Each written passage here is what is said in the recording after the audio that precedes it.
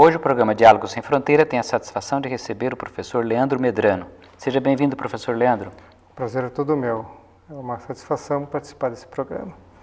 O professor Medrano, ele tem uma formação bastante particular, porque ele fez a sua graduação na FAO, USP, depois ele seguiu seus estudos na Unicamp, na Politécnica de Catalunha, em Barcelona, na Espanha, e depois ele é professor aqui na nossa universidade e é um grande estudioso, entre outros temas, da questão das megacidades.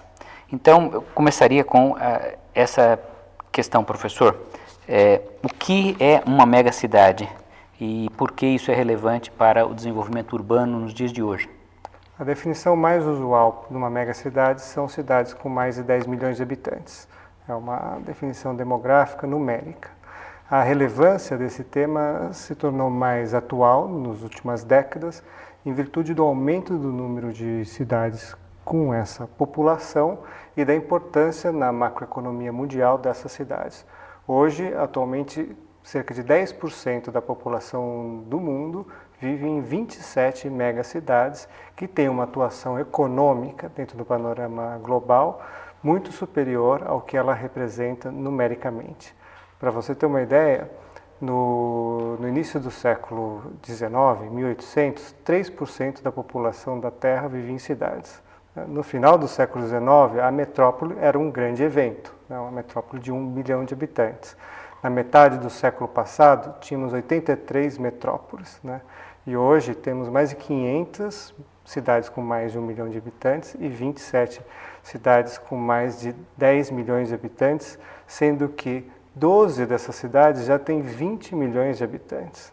Tóquio, por exemplo, tem 35 milhões de habitantes.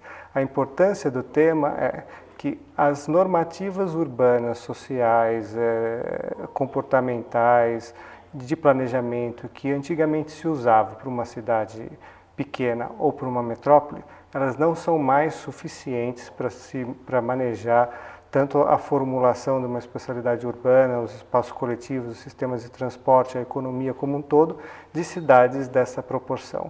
Daí o aumento do número de estudiosos nessa área, são equipes multidisciplinares, que têm como objetivo entender uma nova dinâmica da população do globo, e pensar e discutir técnicas de como manejar, como tornar essas cidades ao mesmo tempo competitivas, economicamente pujantes, mas simultaneamente com qualidade de vida, que é o grande desafio. Há uma dimensão aí histórica de que, justamente, como você falou, a população era muito pequena, urbana, depois foi cada vez mais se urbanizando, a tal ponto que agora, no início do século XXI, pela primeira vez a maior parte da humanidade vive em ambiente urbano, e aí a megacidade é, digamos assim, o elemento extremo desse fenômeno. Então a pergunta que eu faria em seguida é o seguinte: nós sabemos que, naturalmente, se você conglomera 20 milhões, 10, 20, 30 milhões de pessoas num espaço pequeno, é um desafio muito grande. Mas, por outro lado, você tem possibilidades de organização, de poupar meios de transporte e tudo mais, que também são extraordinários. Então, eu te perguntaria isso, quer dizer, esses aspectos, já que estamos falando de desenvolvimento urbano, esses aspectos não só os desafios para que você consiga levar uma qualidade de vida, mas também o que essa concentração de pessoas num espaço tão pequeno tem de economia, digamos assim, tem de facilidade de fazer com que as pessoas possam conviver bem. Claro, eu diria que uma mega cidade ou uma grande cidade, ela tem problemas, mas ela não é um problema por si própria. De fato, ela até traz muitas soluções. As pessoas não procuram essas cidades à toa. Claro, o atrativo econômico é importante, mas também tem os atrativos na área da cultura. Isso tem uma série uma literatura vasta que aborda esse tema. As megacidades, elas promovem a diversidade cultural, a diversidade social, os arranjos nas técnicas de produção, as novas ideias, os polos de inovação. Então, são centros de excelência em várias áreas e grandes polos de divulgação cultural. Então, a população, de fato, continua a ser atraída para as cidades grandes e megacidades, justamente por elas terem esses atrativos, que são bastante significativos. Agora, ela também tem problemas, né? Hoje em dia, o grande desafio, um dos maiores desafios para as megacidades é o transporte, a locomoção urbana, né? Tanto no Brasil, as megacidades brasileiras, que no caso Rio e São Paulo, né? Quanto nas outras megacidades do mundo, esse é o principal desafio. Mas tem outros, como a violência urbana, né? A própria maneira de organização dessa população dentro desse território, a tendência em alguns países, principalmente os países em desenvolvimento, de formarem guetos, né, de classes sociais dentro dessas regiões muito separadas dentro da cidade. Regiões muito separadas, condomínios, áreas de comércio, áreas para condomínios residenciais, mesmo que verticais, isolados do grupo da cidade, que acaba enfraquecendo todo um potencial cultural, de dinâmica urbana, de competitividade, inclusive, dessa cidade perante as outras cidades no mundo. São cidades que competem, né, em todos os sentidos, no bom e no mal. E esses parâmetros têm que ser analisados constantemente e reorganizados, de modo que elas se tornem e continuem, né, a manter um bom padrão de vida. Agora, no caso do Brasil, assim como de outros países que não são ricos e que não têm uma tradição de industrialização precoce, há uma questão que eu queria te colocar, que é a seguinte, quer dizer, enquanto você tem megacidades como Londres, que tem uma industrialização muito precoce, assim, Paris também, tem um sistema de transporte, portanto, antigo, a mesma coisa da Nova York, e que são muito ricas. E por oposição a cidades como as nossas megacidades, que não tiveram todo esse pano de fundo para que você conseguisse fazer um investimento urbano tão grande. Então, no caso específico do Brasil e de países em situações semelhantes, que são diversos, como fica essa questão da megacidade no ambiente em desenvolvimento, num ambiente de países que ainda não têm uma forte tradição, um forte histórico industrial? Industrial, uma estrutura, né, que cresceu gradativamente. O desafio é o planejamento, ao meu ver, né? As cidades, tanto no Brasil quanto nos países em desenvolvimento, elas andam muito a reboque dos ciclos econômicos e dos ciclos políticos geralmente curtos. As estratégias de desenvolvimento, de planejamento a médio e longo prazo quase que não existem. As decisões são tomadas em virtude de situações pontuais. Para se pensar numa cidade desse porte, não dá para pensar em 3, 4 anos, ela tem que ser planejada para 10, 20 anos, né? Estratégias graduais, e esses planos têm que estar disponíveis à população, disponíveis a um público geral. Isso já acontece em algumas cidades, né? Como Paris, tem um plano de Paris 2030, todo mundo pode acessar na internet. Madrid não é uma mega cidade, mas tem um plano parecido para Madrid 2030, esse é o tema, né? São Paulo recentemente também criou, baseado nesses modelos, um site, né, com ideias para o desenvolvimento da cidade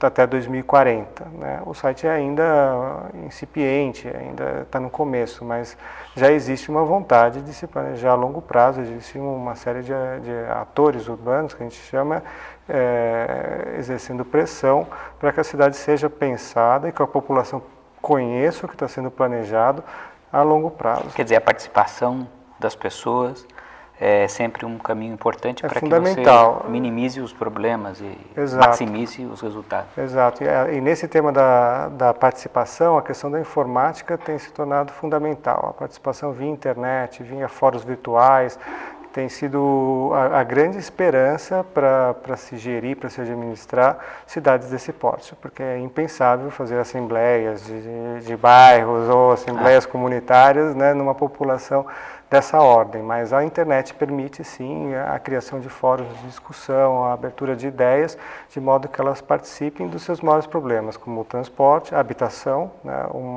você tocou no tema das megacidades nos países em desenvolvimento, ele também tem um grande problema da habitação. Hoje 1/3 da população do globo vive em favelas, né, assentamentos precários, e a gente sabe que elas estão concentradas em países como o nosso, em cidades como São Paulo e Rio, né? Isso é um evento emblemático.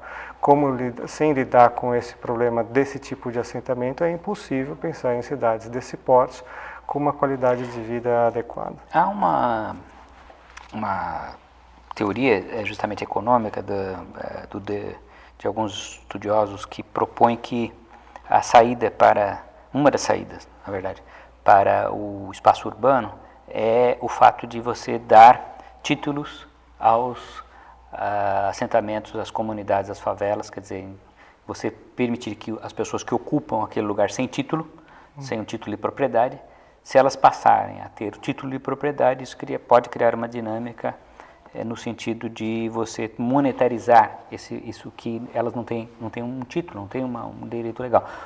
Como você acha que isso realmente pode ser uma solução ou é uma visão muito neoliberal, muito monetarista do problema? A literatura é dividida em relação à bibliografia existente atualmente, se divide entre os que são partidários dessa ideia e os que são contrários. Os partidários colocam justamente que a possibilidade de tornar proprietário um habitante que já vive num lugar em um certo tempo e ele pode fazer o que quiser e ter mais apego ao seu território e com isso transformar e se organizar a sua vida.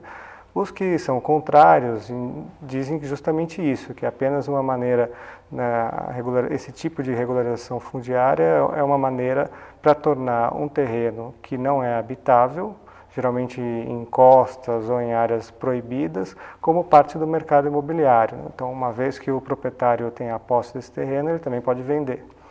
Se ele pode vender, ele gera maiores oportunidades do mercado se desenvolver num território, que geralmente essas ocupações são em territórios urbanizados ou adensados, e é essas que interessam, né? Num território essa que população poderá ser expulsa, quer dizer, ela venderá, na verdade, expulsa, quer dizer, ela venderá suas terras, né? e aquilo se transformará num grande empreendimento. Exato. E as pessoas são jogadas mais para uma outra ocupação irregular, numa área de encosta, nos mananciais, etc. Acho que as duas coisas devem ser ponderadas, é o que mais se coloca hoje em dia, né?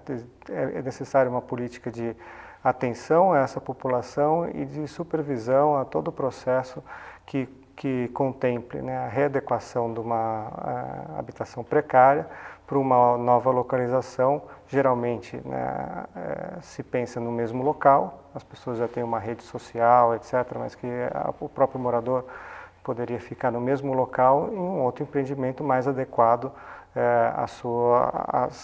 à vida, né, ao habitat. Agora, isso também, até pela experiência de outros países como a França, em que você cria comunidades com prédios. França, foi muito comum na França, na Inglaterra, no pós-guerra, construções desses blocos, que é o que se reproduz aqui no Singapura e coisas assim, mas que ao mesmo tempo você também muitas vezes perpetua situações de exclusão, de domínio por parte de bandidos ou traficantes, etc. Quer dizer, também um outro problema na gestão desse tipo de solução. Exato. No tema da habitação em cidades grandes ou megacidades, ou mesmo em cidades pequenas, a formulação de guetos habitacionais só para uma classe social tem sido um problema enfrentado por urbanistas e por gestores há algumas décadas, né?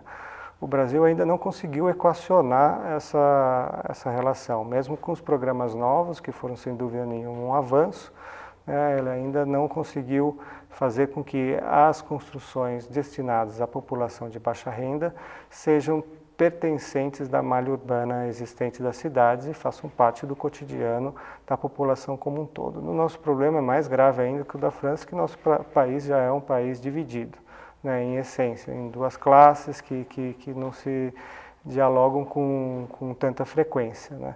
E manter esse tipo de exclusão na organização do território é fatal, né, para que a gente não consiga os estágios mais avançados de organização social, de civilidade, de urbanidade. Indo para um outro aspecto que também gostaria de ouvi-lo, é o seguinte, professor Medrano, começamos dizendo uma mega cidade com 20, 30 milhões, mas há uma questão que é a seguinte, que tem afetado cada vez mais devido ao transporte de massa de média distância, não de longa, de média distância, que é o fato de que nós temos, por exemplo, vamos dar um exemplo próximo aqui de nós, seria o caso da região Baixada Santista, São José dos Campos, Campinas, que então essa região está no âmbito da megacidade São Paulo, certo. Assim como acontece em Paris com relação ao TGV, inclusive o trem de alta velocidade. Tem muitas pessoas que tecnicamente não moram em Paris, moram até bastante longe, mas usam o TGV de maneira diária, de tal maneira que você cria no caso da megacidade, você cria um fator adicional, que é essa população que tecnicamente não mora no local e, no entanto, está usufruindo, convivendo ali. E esse outro desafio que só tende a aumentar com a facilidade, naturalmente, do transporte. Do transporte, né? Realmente, nesse sentido, o transporte ferroviário, sem dúvida nenhuma, é o mais adequado. E é algo que nós deixamos para trás. Por mais que que haja uma redefinição do nosso sistema viário para automóvel, é impossível, né, suportar o número de automóveis na escala de uma cidade como São Paulo e sua região metropolitana e as cidades lindeiras, né? Rearticular um sistema de transporte ferroviário seria uma das melhores soluções, né? Se for de alta velocidade, numa segunda etapa, melhor ainda. A crítica que existe ao transporte de alta velocidade é que nós temos outras prioridades, como, por exemplo, o transporte ferroviário normal, né, de passageiros, que já seria uma solução bem adequada. Você poderia ir de Campinas ao centro de São Paulo, né, em menos de 1 hora, num trem bom, né, que não fosse de alta velocidade. Claro, um trem de alta, um TGV, você chega em 20 minutos, é melhor, mas é muito mais caro. Não, então, mas a questão, afora isso, é que a pergunta que eu faço também vai no sentido do seguinte, que é uma coisa que já acontece, por exemplo, na França, que é o fato de que você esvazia, em certo sentido, a vida cultural de cidades a uma distância até relativamente grande, porque as pessoas falam, bom, mas isso está em Paris, quer dizer, eu não preciso fazer uma orquestra aqui, não preciso fazer uma peça de teatro, todo o equipamento cultural, por exemplo, não precisa ser restaurantes, etc. Bom, eu não preciso ter nada disso aqui, porque eu pego o trem, vou a Paris. A mesma coisa, potencialmente, também está acontecendo e acontecerá cada vez mais nessa mega cidade que é São Paulo, Rio de Janeiro. Rio de Janeiro também tem um monte de cidades ali, a uma distância relativamente até grande, que as pessoas têm como ponto. Então, isso, em que medida isso não enfraquece também o tecido urbano dos outros lugares, né?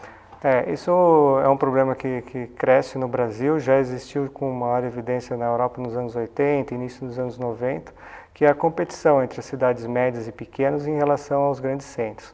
O que elas procuram fazer é criar atividades culturais próprias. É claro que é quase impossível competir com grandes centros como Paris, como São Paulo, como Londres, como Nova York. Mas existe uma série de cidades menores nas últimas décadas que construíram museus, centros de cultura, teatros, para que ocorresse uma atividade própria na cidade e que também se tornasse um polo de divulgação cultural. Um exemplo assim que todos conhecem é Bilbao, uma cidade relativamente pequena, que tem um Guggenheim de grande porte, agora ela está na agenda cultural, turística e de toda a Europa e do mundo, né, por uma intervenção desse porte. Por alguns é criticado do ponto de vista macroeconômico, mas o sentido foi justamente esse, né, criar um novo polo de atração cultural dentro dessa rede de cidades importantes. Porque justamente, recentemente na Alemanha, em cidades menores que têm orquestra, estão ou perdendo a orquestra ou fundindo orquestras para poder economizar, mesmo na Alemanha que não está em crise.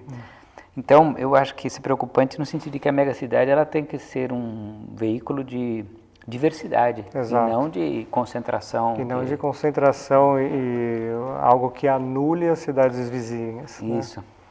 Olha, professor Medrano, eu queria agradecer muito a sua disposição de estar conosco no nosso programa hoje. Eu acho que o nosso público saiu muito mais informado a respeito desse tema, que é um grande desafio, que são as megacidades e o desenvolvimento urbano. Então, eu queria agradecê-lo, professor. Eu que agradeço. Foi um prazer imenso estar aqui. E então, com isso, eu convido a todos ao próximo programa Diálogo Sem Fronteira.